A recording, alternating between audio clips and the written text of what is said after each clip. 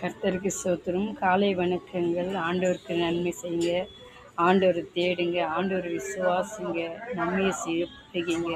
ஆண்டவர் என்ன சொல்லுகிறார்? யாக்கோபு 8:17 ஒருத்தனுக்கு நன்மை செய்ய பிராந்தி இருந்து அவன் செய்யாமல் போனால் அவனுக்கு பாவம் இருக்குது. எப்படி? ஒருத்தன் நன்மை செய்யறதுக்கு அவனால் முடியும், ஆனால் அவனால் செய்யறதுக்கு மனசு இல்லை. அது அவனுக்கு பாவம். ஆண்டவருக்கு தெரியும், இவனுக்கு நன்மை செய்ய இருந்தும் இவன் பண்ணல பார்த்தியா அப்படின்னு. ஆண்டவருக்கு பாவம் உங்கள் மேலே திரும்பும். அதையும் இன்னொரு இடத்துல நீதிமொழிகள் ஆண்டவர் என்ன சொல்கிற சொல்லு, ஒருத்தன் நன்மை செய்தா அவனுக்கு நீ தீமை செய்யாதே. எப்படி? ஒருத்தன் நன்மை செய்தா நீ அவனுக்கு தீமை செய்யாதே.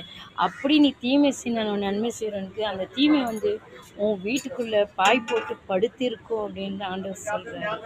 அதனால் நான் என்ன சொல்கிறேன்னா, தீமையும் செய்யாதீங்க. சிலருக்கு முடிஞ்ச அளவுக்கு நீங்கள் நன்மை செய்யுங்க.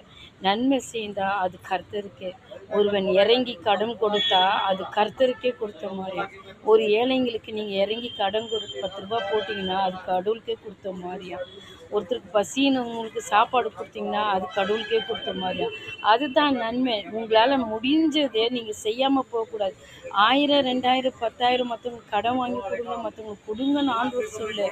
இப்போ ரோட்டில் போய் நிற்கும் போதே ஒருத்தர் பசியாக வாடுறாங்க, பசி எடுக்குதுன்றாங்க.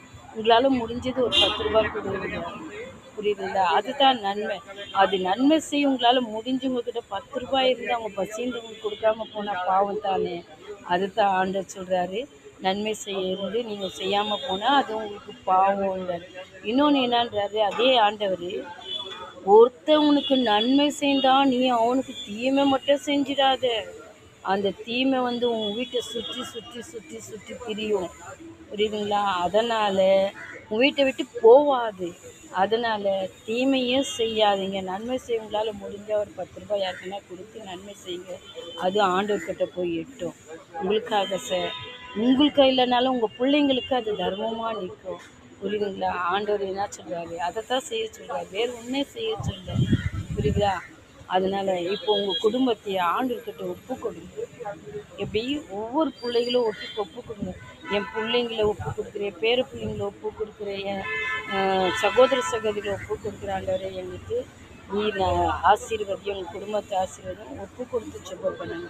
இப்போ நான் உங்களுக்காக ஜெபம் பண்ணுறேன்.